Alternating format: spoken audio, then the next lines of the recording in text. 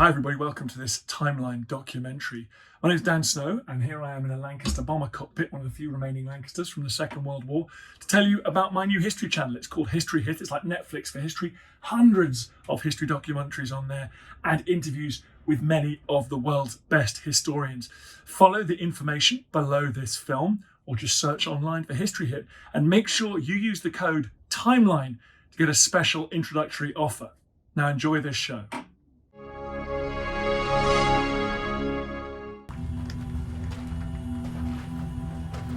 At the dawn of the 20th century, a unique discovery was made. It redefined how we understand life and death in ancient Egypt. How wonderful to have been in that team of archaeologists who came down that day in February 1906. A procession of men eager to know what lay at the end of this really atmospheric series of tunnels and chambers. What they'd found was an intact tomb, undisturbed for over 3,000 years. And inside were not the treasures of pharaohs, but a unique window on the world of ordinary Egyptians. The mummies and possessions of a working man called Ka and his wife Merit.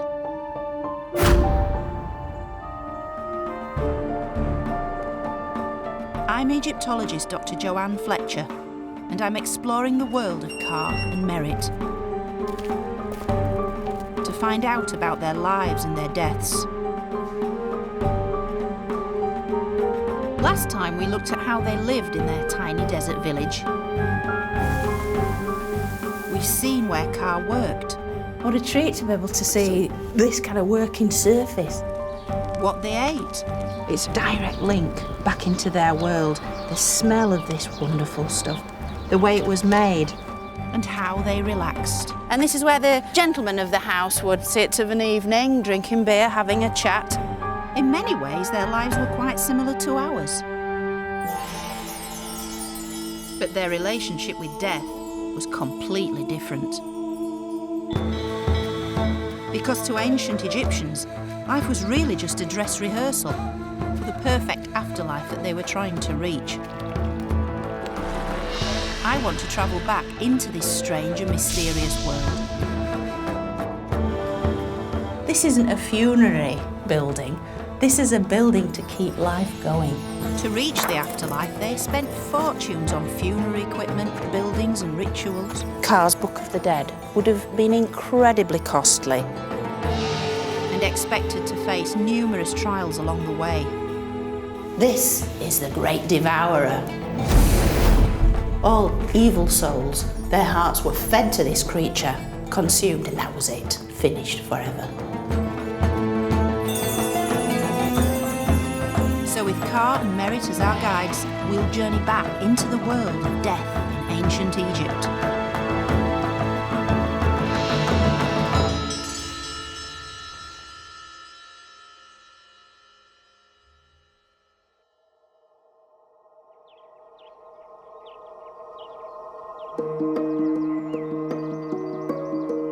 The ancient Egyptians held a fundamental belief. Your death was in many ways the most important moment in your life. If you'd prepared for it, you would enter the perfect afterlife. An idealized eternity based on life in Egypt. So for any ancient Egyptian, be they farmer or pharaoh, the biggest investment they made was for death and the world beyond. And here in ancient Thebes, death was the biggest business in town.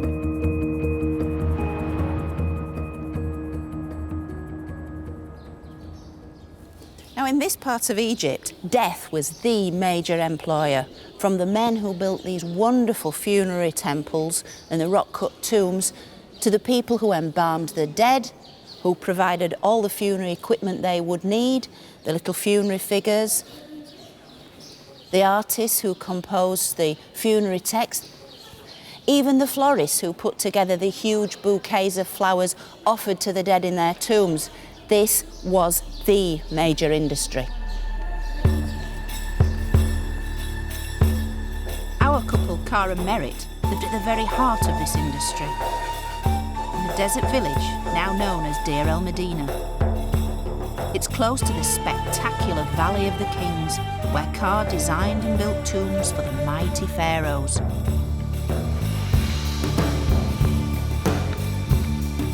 And although he spent his working hours creating the tombs of kings, he spent much of his spare time preparing for his own death. But in order to be ready for the journey into the afterlife, Carr needed to plan his route carefully. This was where his investment started, with a guidebook. This scroll is known as the Book of the Dead. Carr's was found in his tomb, and this is a facsimile.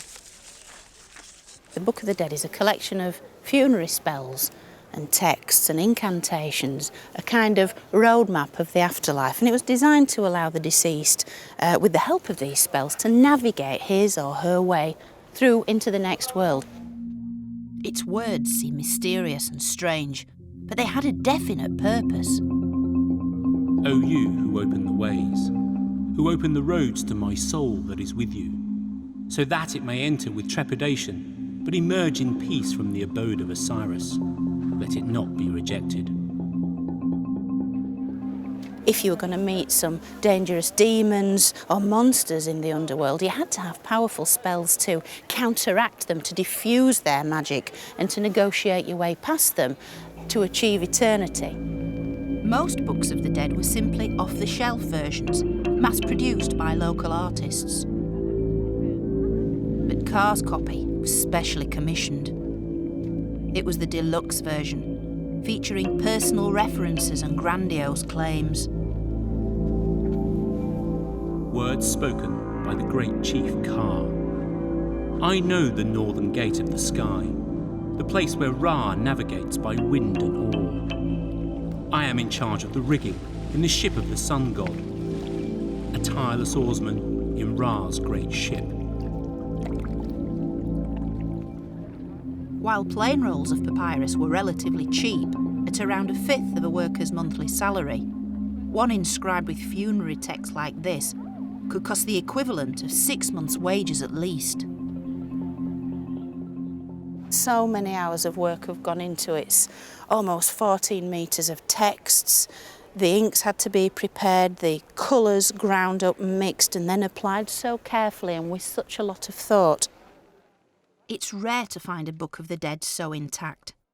Yet somehow, Carr and Merit's had remained safe in their undiscovered tomb for over 3,000 years.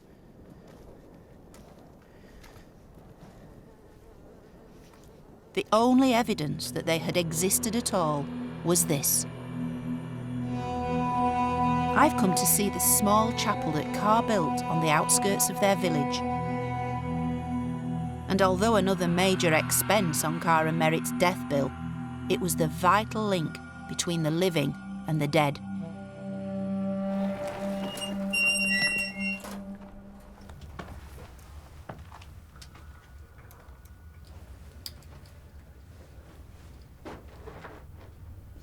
It's like a little jewel box of colour. You come in from the glare and heat of the desert and the cliffs, and you enter this little oasis of calm and quiet.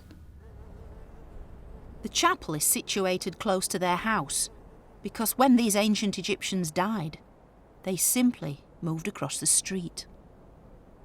And as the living and the dead existed side by side, this was the place that families could pay their respects. And looking around, the colours used are sumptuous. You've got the gold background, and then as the vaulted ceiling rises up, the artist's done something very clever. They've changed the palette to these blues and greens of the Egyptian landscape. The Nile is suggested, the sky is suggested. Very cooling, refreshing, and a wonderful juxtaposition of the gold, the blues and the greens. Blues and greens were among the most costly colours to produce, so Carr had clearly spared no expense. The walls depict all the things he and Merit loved in life and hoped to enjoy in the afterlife. It is like walking into Carr and Merit's sitting room. They're all here, they're all around us. This isn't a funerary building. This is a building to keep life going, kind of like a giant generator with everything that life meant to Ka and Merit encapsulated in this tiny little room. This chapel was the first clue in a trail that would ultimately lead archaeologists to Ka and Merit's tomb.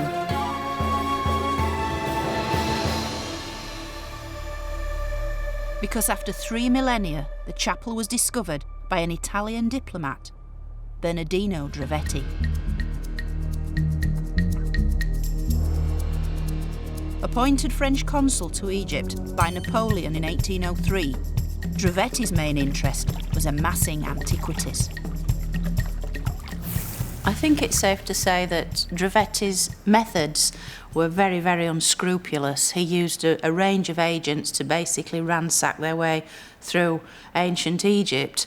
And in doing so, he managed to acquire a stupendous series of collections of Egyptian antiquities, many of which he then sold on to sufficiently wealthy individuals. Drovetti sold his personal collection to the King of Sardinia, who put it here, in what is now the superb Egyptian Museum in Turin. One of the most important items in this collection was taken from Ka and Merit's chapel. This costly painted funerary stela was a kind of memorial stone made to ensure that their names would live on, and its presence in Turin would eventually lead to the discovery of their tomb. It shows Ka twice, both left and right, worshipping the archetypal gods of the dead, Osiris, and then the black jackal-headed god, Anubis. And you can see he's praying to them for a long and successful afterlife.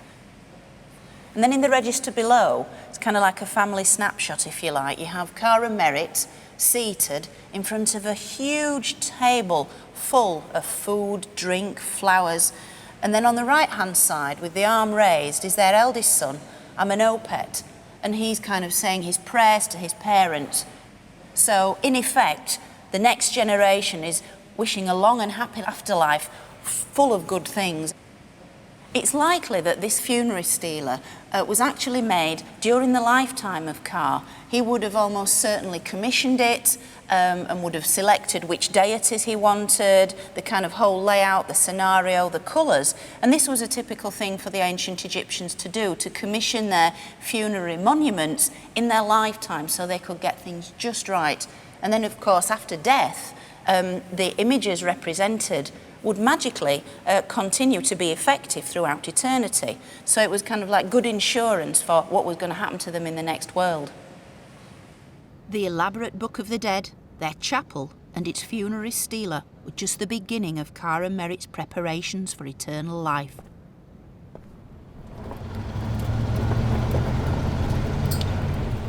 The main investment would be their tomb. So I'm travelling to the Valley of the Kings, where Ka supervised the building of royal tombs. It's the best place to find out how he might have organised and paid for the construction of his own. I'm meeting geologist Steve Cross to see an unfinished tomb, a work in progress. The way they cut the tombs was they started with a slot at the ceiling and then worked outwards, right? And then excavated downwards. Slowly chiselling away at the bedrock, a tomb of this size would have taken around 40 men years to complete. And although a tomb like this was way beyond the means of most ordinary Egyptians, Ka had both the skills and the inspiration to create such a tomb for himself.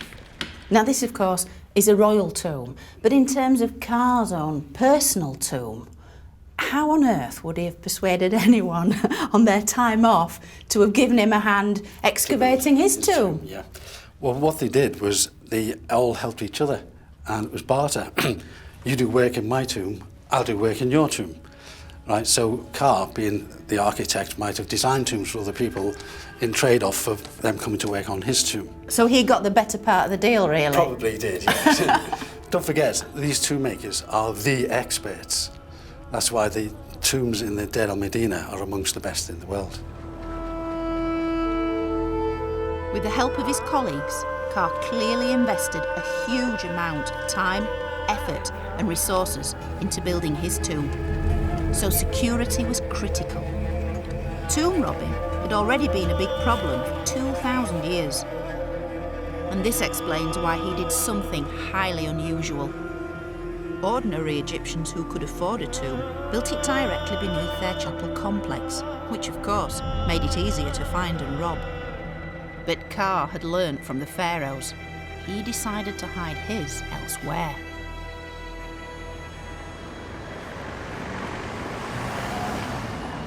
It remained secret for over 3,000 years. But in 1906, another Italian began explorations in Coffin of Merit's village. Egyptologist Ernesto Scaparelli was director of the Egyptian Museum in Turin. He was very familiar with the stela of Coffin of Merit and also knew their tomb had never been found. He could read the hieroglyphs. He knew there was an important individual called Carr, had a wife called Merit, and he knew they had to be buried somewhere in the vicinity where the stela was discovered. Scaparelli was determined to find the tomb, but where to look? Look at that instrument there. Eleni Vasilica, the present-day director of the Egyptian Museum in Turin, has accompanied me to Egypt to follow in his footsteps. They must have looked around and said, the tomb is here somewhere. Is it that trench there, or where can it be? But Carr was clever, wasn't he? He was sly. He knew what was going to go into the tomb, so he wanted to hide it. I think Scaparelli must have stood here, scratched his head and said, knowing where the stela was already in the museum since 1824, he must have said, where the hell is the tomb? It's got to be near here. And looked at the landscape, which most archaeologists do, and said, I think we need to take that detritus away. It was just a theory, but Scaparelli had a huge workforce at his disposal. He moved his 250 workmen to the foot of this rock face, close to the chapel. They just dug for 30 days, he says, until they discovered the perforation in the bedrock there.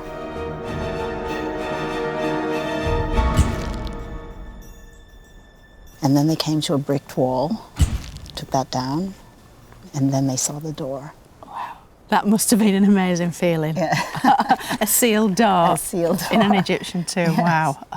It was a moment really incredible for them because all these tombs, most of these tombs, have been sacked at some point, and very few intact tombs. And of course, so well furnished as this one is. Well, in essence, really, what Scaparelli had found is the most important non-royal tomb. Yes. Probably from the whole of this period, if not the whole of Egyptian history. Yes. Because it tells us so much about reality, real lives in ancient Egypt, Yes. not just gods and pharaohs. What a moment.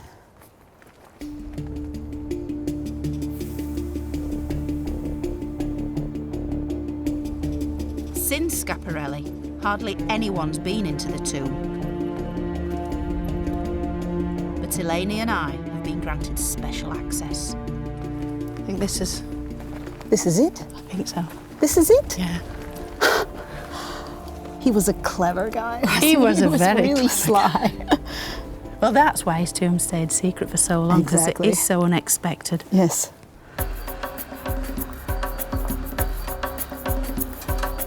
Situated at the bottom of this rather deep shaft, getting down into the tomb is no easier today than it would have been in Carr's time. Look at this. I don't believe it. Is that Scaparelli was here?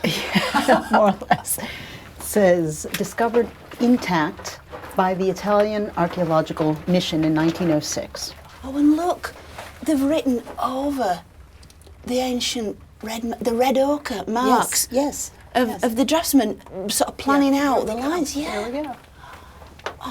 These are the red ochre pigment that was applied by the workers as they were constructing the tomb to give them a sense of the measurements and so forth, and simply whereabouts to chip away. They had to keep this as close to plan as was possible, so they'd be using their equipment to give this lovely 90-degree angle here. It was blocked up twice. Well, that sense of excitement Scaparelli and his men must have felt, because here they were, not just one intact doorway blocked, but two. Yes. Having removed the blockage from the second brick doorway, Scaparelli and his team found themselves in a large antechamber. It contained Carr's exquisitely crafted bed, beautifully painted pottery, and floral bouquets. But there was much, much more to come. Oh, it's really exciting approaching the burial chamber. And this is where, presumably... This is the door. And this is where Scaparelli rapped on the door and then turned around and said, "How about the key?" So he must have known that he was onto a good thing. After having seen a bed out here, he knew there was more to Something find, beyond. and this was sealed. One of the men who entered the tomb with Scaparelli was Englishman Arthur Weigel, Chief Inspector of Antiquities for Upper Egypt. He immediately recorded the astonishing sight.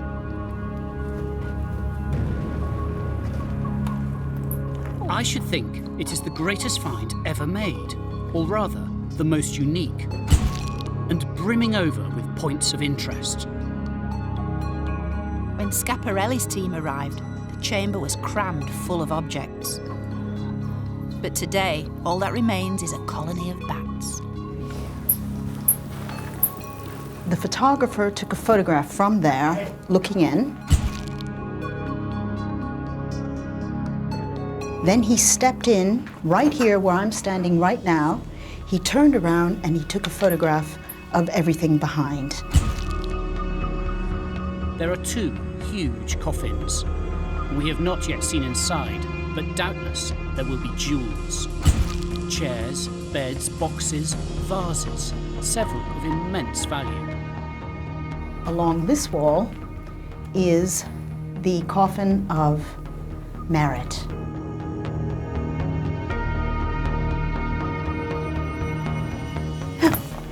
It's right.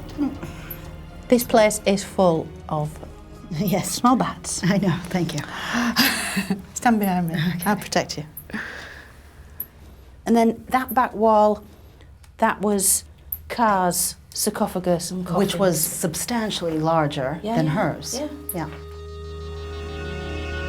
In ancient Egypt, children didn't always inherit their parents' belongings. And almost everything Carr and Merit owned was sealed up inside their tomb to be used in the afterlife. So very few people have been privileged to come in here. And it makes so much more sense now, knowing all the material that was originally in here, the belongings of Carr and Merit, placed so lovingly and so carefully in here, and now displayed so beautifully in the museum in Turin. It's fantastic to be able to put all the pieces of the jigsaw together, to really get a feeling how Scaparelli must have felt coming in here in 1906. It's a rare treat, it really is. The wealth of objects that had been discovered in the tomb testified to the great investment Carr and Merit had made. Of their hundreds of belongings, many had been designed and made at great expense, purely for use in the afterlife. This intricate statuette of Carr shows him with his palms on his starched kilt, a sign of humility before the gods. Such statues were idealised, a version of how the deceased wanted to look in the afterlife. It was also insurance, providing an alternative home for your soul in case anything happened to your mummified body. The kilt is also inscribed with a funerary prayer, and a small garland of real flowers still hangs around Carr's chest. One of the most precious purpose-made items found in the tomb is Merit's fabulous death mask. Made with great skill and with costly materials, the eyes, brows and decorative collar are made with coloured glass, which the Egyptians had only begun to manufacture in Ka's lifetime. Cheaper yellow ochre was often used to imitate gold, but Ka had chosen the real thing for Merit's mask, which is covered in precious gold leaf. But the most costly of all, worth well over a year's wages, was the coffin in which Merit was buried, again covered in gold leaf. Almost certainly intended for Ka, it is only inscribed with his name. But it was used for Merit because it seems she died first. But how did Merit die? Was it the result of a long illness, or was it a sudden death, perhaps in an accident? We've been granted special permission to examine Ka and Merit's mummies and their CT scans. In order to preserve the mummies, they cannot be unwrapped, of course, but the scans allow us to see what lies beneath the wrappings.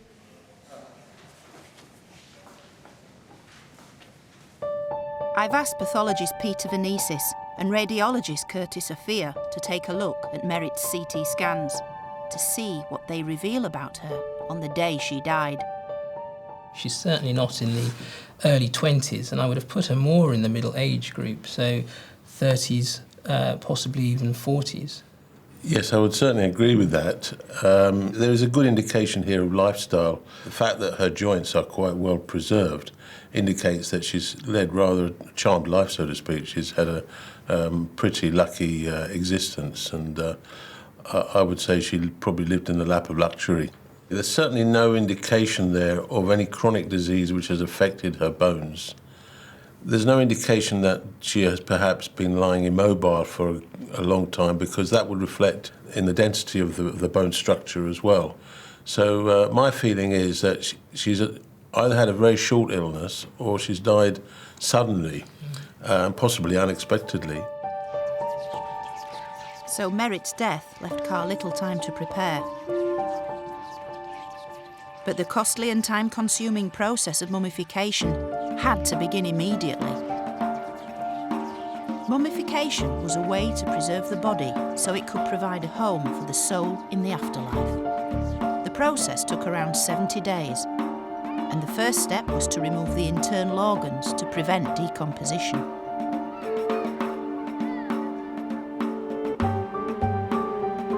This included the brain, which was usually removed down the nose. But Merit's scans reveal something very surprising. This is a cross-section looking down into Merit's skull through the top of her head. As you can see quite clearly, this white feature is in fact her brain, which has fallen down to the back of her head and wasn't removed. So what? Why is this important? Well, what it tells us is that there were other ways to preserve the brain. The next step was to dry out the body, which took about 40 days. This usually involved piling dry salt on top of the corpse to draw out all the body fluids. But analysis of Merit's mummy has revealed that she was preserved differently. Instead of using dry salt, Merit had in fact been submerged in a highly concentrated salt solution, essentially pickling her. This allowed her organs to remain inside the body without causing decay. If you look at the angle at which the brain has fallen to the back of the skull, it appears to be on a tilt, because the body, when it was draining out, was laid at a different angle, a slightly different angle, at a tilt, to allow the fluids, which would have initiated decomposition, to completely leave, to exit the body. It may have been the most up-to-date preservation technique, but it didn't come cheap.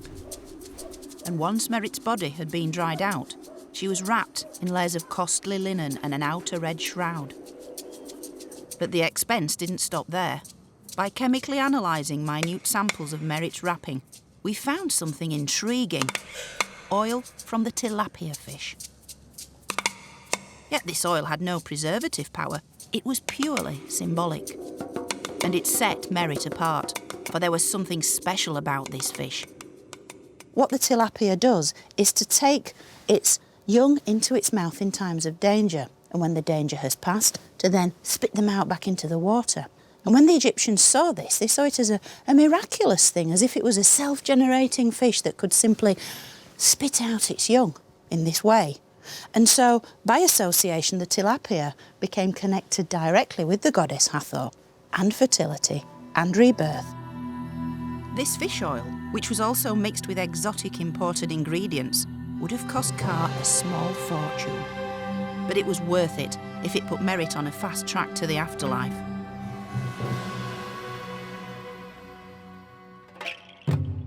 But Ka's efforts didn't even stop there. As in today's most exclusive nightclubs, the Egyptians knew that they had to look their best to gain admittance to the afterlife. The scans reveal Merit was all dressed up for death. And under her wrappings, she still wears an amazing array of jewellery. So what today would form a treasured inheritance went with her into the afterlife. The most striking piece is this huge, broad collar necklace. And to find out what it looks like, I've come to the Petri Museum in London. It houses one of the most comprehensive collections of Egyptian jewellery in the world. Now, what we've got in front of us here is an absolutely superb broad collar necklace. It's the typical Egyptian necklace that you see in the tomb scenes and in the art. And it's basically made up of numerous little moulded amulets that have been made in these sumptuous jewel-like colours. And this is exactly the same thing that Merit still wears. Her mummy is still adorned in this beautiful broad collar, which we can see on the image of Merit here. Now, the top 5 rows were made up of these rather elongated green beads, and they are actually cos lettuces. Now, the lettuce was sacred to the fertility god Min, and in wanting to be laid out in a necklace such as this, it basically associates Merit with this god of fertility, of new life. You have then 2 more rows of what look like mini hand grenades, and they're actually bunches of grapes, these blue, shiny bunches of the grapes, which not only, again, look very beautiful, but produce the wine, which was something sacred to Hathor, the goddess of sex, of love, of new life, the goddess who took the dead into her care. And Merit was effectively dressed in a collar like this, not only to look beautiful, but to associate her with these 2 deities who were so intimately involved in new life, in rebirth, in eternal life. As well as the broad collar, Merit wears 2 pairs of huge gold earrings, and around her waist, a belt of gold cowrie shells similar to this one.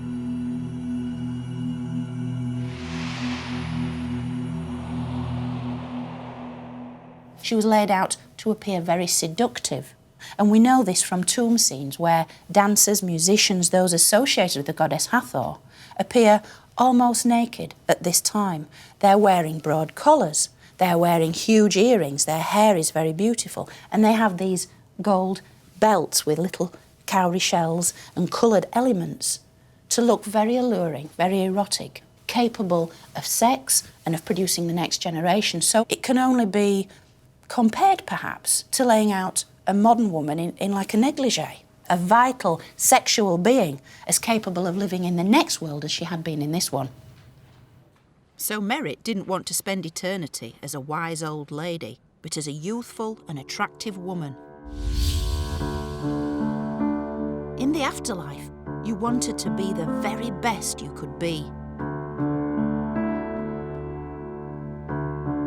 Ka made sure Merit also had her most personal belongings with her, all carefully prepared. One of her most prized possessions was her magnificent wig. It was housed in its own tall box to which funerary prayers had then been added. This one on the lid reads, "A funerary offering of Osiris, the great god, Lord of eternity." that he may make an offering of beef, birds, and everything to the soul of Merit. Some of her other possessions were also adapted for Merit's journey into the afterlife. This is her bed, which she'd used in life. It was now repainted to freshen it up. Another funerary inscription was added along the side. Carr clearly gave careful thought and spared no expense when preparing his wife for eternity. And although he had overseen her burial, Merit probably remained very much alive to him. It's even likely he would have continued to communicate with her.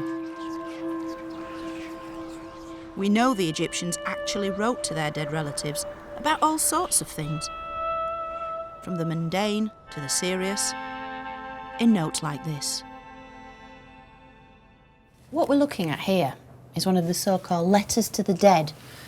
And it's a pottery bowl. It's a piece of everyday tableware. And the amazing thing about this is it's actually inscribed in black ink by a woman wanting to communicate with her dead husband. And we know for a fact that the living wrote to the dead. They sent them letters on papyrus, on small pieces of limestone, on ostraca. She says, "Oh, husband, you should be here helping me.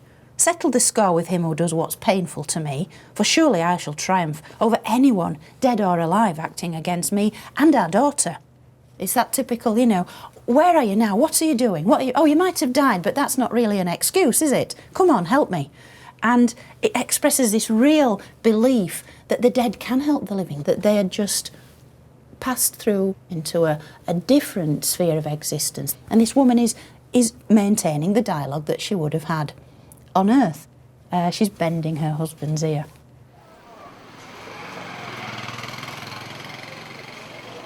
But the ancient Egyptians didn't only communicate with their dead through writing. They also did it through play.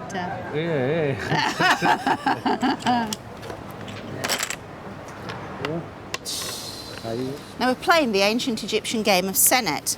It's a board game that the Egyptians absolutely loved. It dates back to at least 3000 BC and was played by kings and commoners alike. It was the ancient Egyptians' version of turning on a soap opera on TV at night, putting the feet up and enjoying themselves.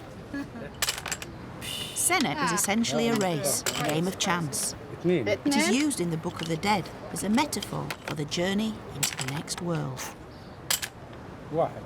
We're having a bit of a stab of it here, and it is quite fun, but I'm sure we don't get the complexities and the nuances that were inherent in the ancient Egyptian version, because for them it symbolised the ultimate game of chance. To succeed at Senet meant you succeeded in life and succeeded in the transition from this world to the next. Hence, the living played it not only at home, but also in close proximity to the tombs, because by playing this game step by step, they were assisting the transition of their deceased relatives through all the perils and problems they might encounter in the underworld. And so it kind of was a reflection of the great unknown. To play Senet, the outcome was never sure. Would you win, or would death ultimately triumph? You win. This Senet board was one of the items found in Carr and Merit's tomb. And Carr might have played this game close to their chapel, hoping to ease Merit's path through the underworld. As there had probably been an age gap between them in life, it seems it wasn't long before Carr died too. Peter and Curtis are examining the scans of his body. In terms of an age, I would have to put him of greater years than Merit, and I think we're probably talking 50s onwards, I think at least, so maybe even 60s to 70s. The skeleton is of a very healthy, for his years, a specimen. We're not seeing any evidence of broken bones or chronic healing of fractures in the spine. Looking at the skeleton overall and the fact that he has got bones which look sturdy, He hasn't got anything which indicates that he's had a chronic disease. So again, I think like his wife, he's probably led a reasonably healthy life up until close to when he died. So Carr died quite suddenly, like his wife. And like Merit, Carr would have undergone the costly mummification process. Again, his brain remains inside his skull cavity, just like hers. He too wears large hoop earrings and valuable jewellery around his neck. But the scans also show something else, placed on his forehead. This is a snake's head, the head of a cobra, beautifully rendered in carnelian and orange stone, with the two menacing eyes of the cobra and the ridges on the body. This amulet was used to provide refreshment to the throat in the afterlife, since it refers to the way a snake's throat swells out. So it should really have been placed on Carr's throat and not on his forehead. The only people in ancient Egypt allowed to have the cobra at the forehead was the king and the queen. So I like to think that the embalmers were paying their own little tribute to Carr. They're sort of elevating Carr in death. He was their leader, he was their chief, he was their overseer, and the people in the village were maybe paying their own special tribute. And so he was sent off into eternity, like a mini king in his own mini kingdom. I love that. Carr was an important man in the village. As such, the next step of his journey to the afterlife would have been a grand affair. His funeral would have begun with a magnificent procession up to their chapel, just as Merit's would have done before him. The great procession would have wended its way up this path, up towards the cliffs up there, where their tomb was actually situated. Now, it's hard here today to try and get a sense of the noise, the colour, the life. That's a good word, actually, at a funeral ceremony, the life, the vivacity of all the ingredients that the ancient Egyptians brought to their funeral ceremonies, because they were all there to try and get the dead to live again. Life, in some ways, was almost a dress rehearsal for this very moment when the funeral ceremony marked the transition between this world and the next. The dead were going to be reborn in the safety of their tombs. So it's essential, all the equipment they'd used in their lives and all the equipment that was there to give them a good send-off came with them, accompanied them into the darkness of the tomb, where everything would work in tandem to revive the soul of the deceased and send them off into eternity. And as Carr's body in its nest of coffins was carried towards his tomb, all his worldly possessions would of course have accompanied him. These wall scenes give a real sense of what the procession would have looked like. This is the tomb of Ramos, governor of Thebes, who lived at the same time as Carr and Merit. Now this is a really colourful, lively portrayal of a funeral procession. You can see these sort of rows of men, of servants and bearers carrying all the belongings of the deceased. You can see the bed made up with the bed linen, the headrest which acted as a pillow, just like Carr and Merit's. You've got these beautiful painted wooden boxes carrying all the personal items of the deceased, a walking stick just like Carr's. Then you've got the chair of the deceased just like the one that Carr would have sat on that was found in his tomb. You've got all sorts of things, the jars of perfume, the flowers, the food and drink. A funeral on this scale didn't come cheap, and these scenes reveal yet another expense. These are professional mourners. They were hired to make the maximum noise possible to give the deceased a great send-off, because the higher the decibel level, the more important this individual was. Their plaits are dishevelled, and if you look really closely, they're crying. They're such professionals. They're crying so much, forcing themselves to produce tears, that their thick black eyeliner is running. And any women that wear mascara understand the problem. You start to cry, the makeup runs down your face. And the ancient artist has portrayed this so beautifully with these sort of dots of black coming down the women's faces. Once the procession had reached their chapel, it was time for yet another elaborate and opulent ritual. The opening of the mouth ceremony. A 75-stage sensory assault to reanimate the soul of the deceased within their mummified body. In order for this to happen, every one of the 5 senses needed to be reawakened.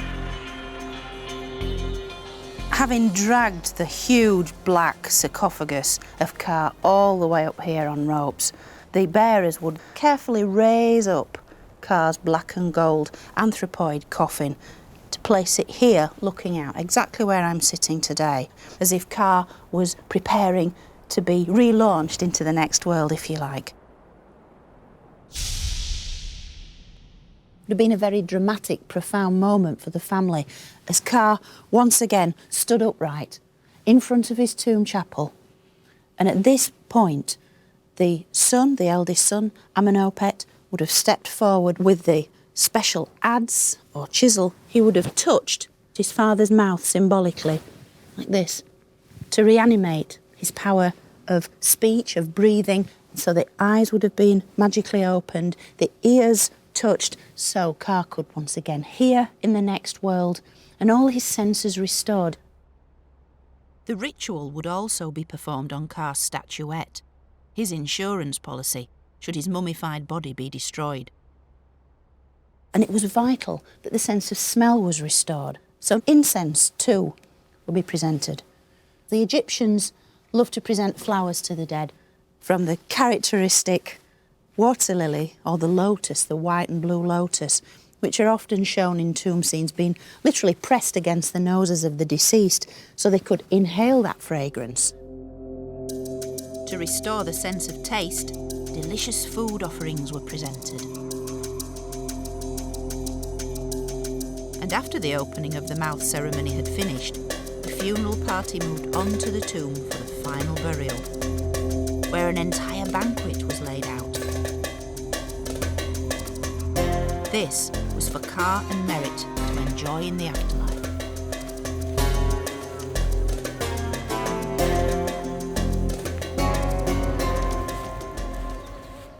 What we see in front of us here, in glorious technicolor, is basically the food that was found in the tomb, and it's quite wonderful stuff. You have the staple of your ancient Egyptian life here, the bread, accompanied by the all-important onions and garlic.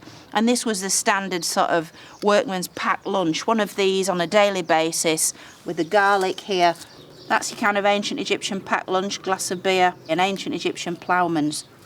And we do know that in the case of the onions and the garlic, and Scaparelli and his team went into the tomb and smelt them. After 3,500 years, they were still as pungent as the day they'd been placed there. No fewer than 50 loaves of bread were found in the tomb, along with jars of roast duck, fish, bowls of vegetables, fruit and spices. There were grapes, dates, and these amazing things. He had several sackloads of these. These are dom palm nuts. Although I've never personally eaten one, they apparently taste like caramel. All this kind of food in the tomb of Ka and Merit, set out very carefully as a kind of formal banquet for the deceased, would have allowed the very souls of Ka and Merit to have enjoyed the very essence of all this food. But Ka's Book of the Dead shows he wanted his afterlife to be fueled by drink as well as food. Now this is spell 148 in the Book of the Dead, which is basically the spell for provisioning the soul of the deceased in the next world with all the food and drink that they need, as well as the desire for goose, for beef, for wine and so forth. The basis of Ka's wish list is the standard bread and beer that form the basis of the ancient Egyptian diet for rich and poor alike throughout the whole of ancient Egyptian culture. And in fact, the word beer does appear rather often. Here with the twisted symbol, the small black one here, and then this wonderful determinative of the beer jar. But it's this repetition of the word beer, this desire of Ka to have beer to drink for eternity, if you like, an eternal supply of beer, which can be no bad thing.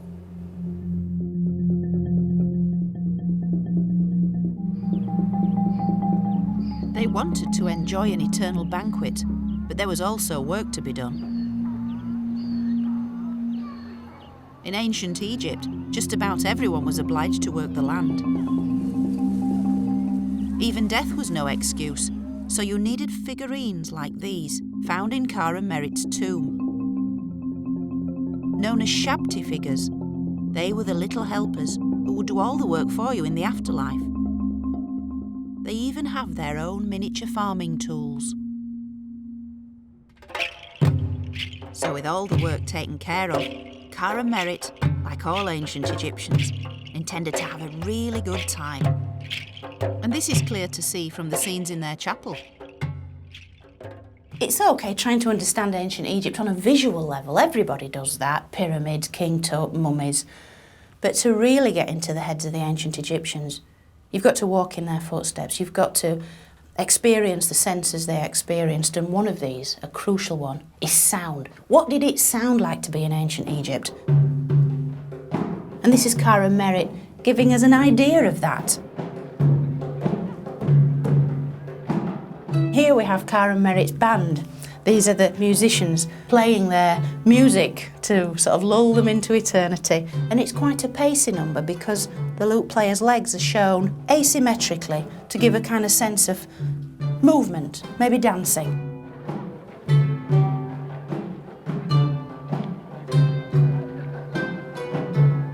The ancient Egyptians then, as now, loved music, loved to dance, loved to express themselves in a joyful manner.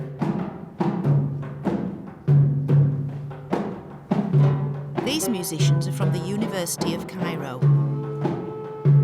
Using images from wall scenes and surviving ancient instruments, they've been able to recreate ancient Egyptian music.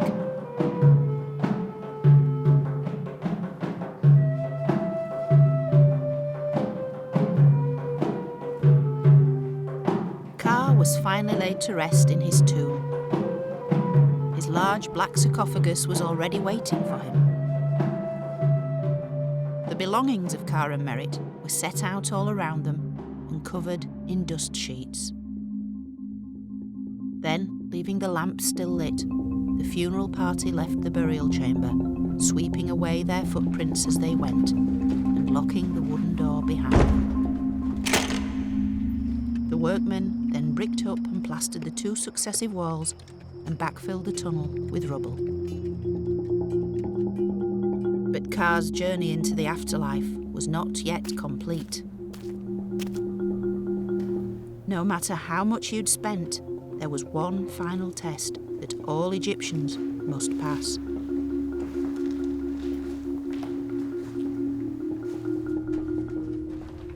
Although this scene dates from about 1,000 years after Ka's time, it clearly depicts the crucial moment in the soul's journey to the afterlife. Now, this remarkable scene is known as the weighing of the heart. It's the ultimate judgment of the dead. It shows that the deceased, their soul, has successfully negotiated all the hazards into the next world to arrive here at the ultimate hall of judgment. Now, it's presided over by the goddess Mart, the goddess of truth, who's shown here with the feather of truth, which she wears as a kind of crown on her head.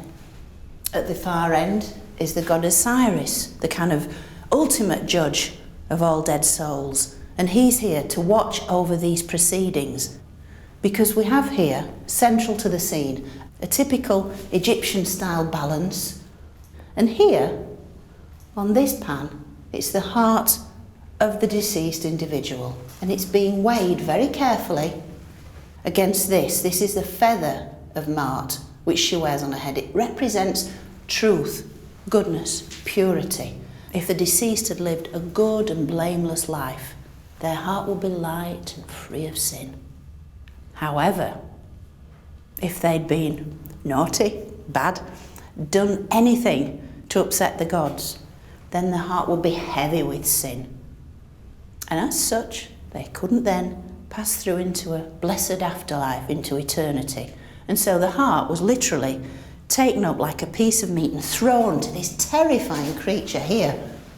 This is the great Devourer, a kind of terrible composite of lion's parts and a sort of crocodile hippo featured being with the tongue out, dribbling at the thought of a fresh heart to consume. And it's at this point that the deceased would ultimately die. This would be dying a second death, a final death. Earthly death isn't anything to be afraid of because you pass through into it simply another state of existence, if you've been good. All evil souls, their hearts were fed to this creature, consumed, and that was it, finished forever. But once again, there was something you could buy to help you through this final trial. And Carr's scans show that on a chain around his neck, there is also a large amulet known as a heart scarab. This example from the Petri Museum gives us a sense of what it actually looks like.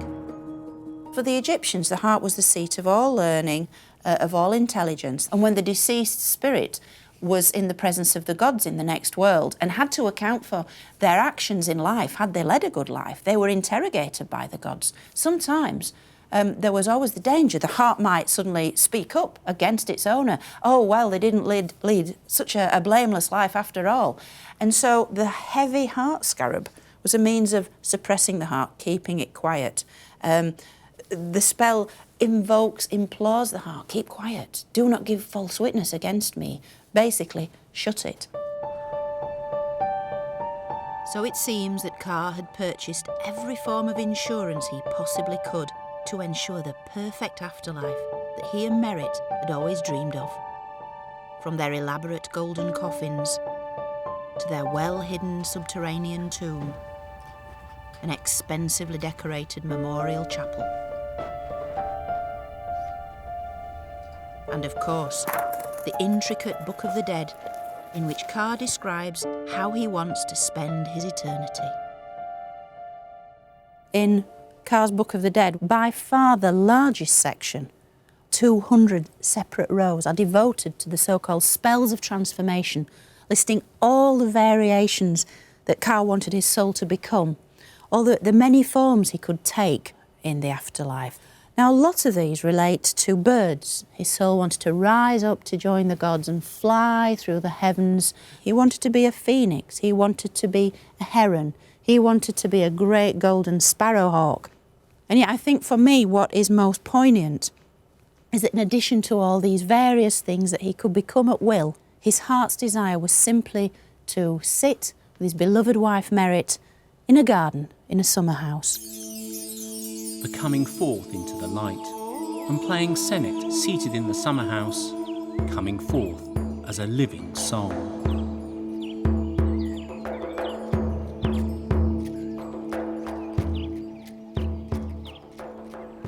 Now for us in the modern West, it's all too easy to see these elaborate preparations for death as completely pointless. Death is death, and that is that. And yet, having met Carr and Merit, having entered their world, I think they've really achieved a kind of immortality because 3,500 years later, we're still talking about them. The ancient Egyptians truly believed that to speak the name of the dead was to make them live again. And surely they do.